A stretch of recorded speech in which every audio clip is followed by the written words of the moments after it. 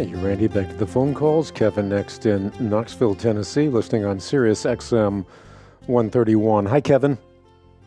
Hey, Hank, how are you today? I feel great. Well, I'm glad to hear that you're feeling well. It's a privilege to be able to lift you up before the Lord nightly in my prayers for your health and healing. That's why I feel great. There's so many people praying for me.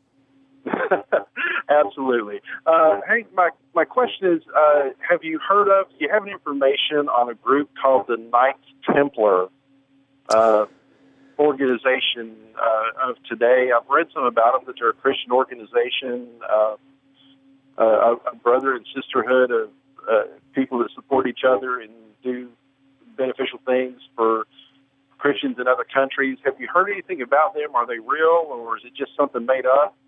No, they're a real organization.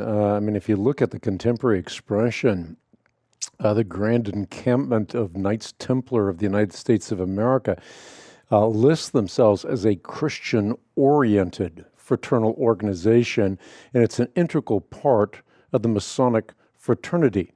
I think Masons. But if you look at this from a historical standpoint, you go all the way back to the time of the Crusades. This was the oldest of the church's military religious orders.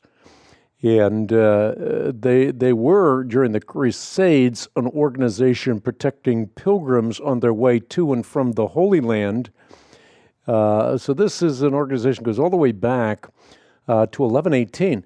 Now think about this from the standpoint of the First Crusade being launched in 1095. So shortly after the First Crusade, you have the Knights Templar.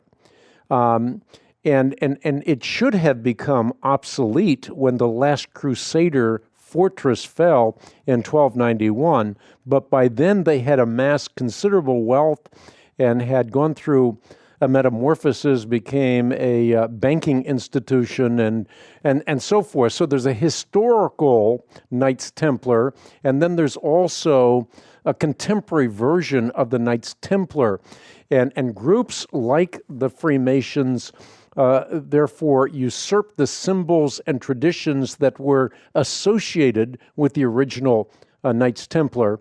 But those groups today are not actually related to the medieval order.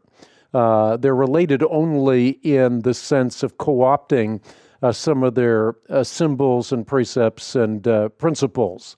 And in that sense, they're Christian-oriented, but that's putting it in a very loose sense in terms of the essentials of the historic Christian faith. I understand. I thank you for your insight and appreciate your time and have an opportunity to speak with you today, sir. Hey, nice to talk to you as well.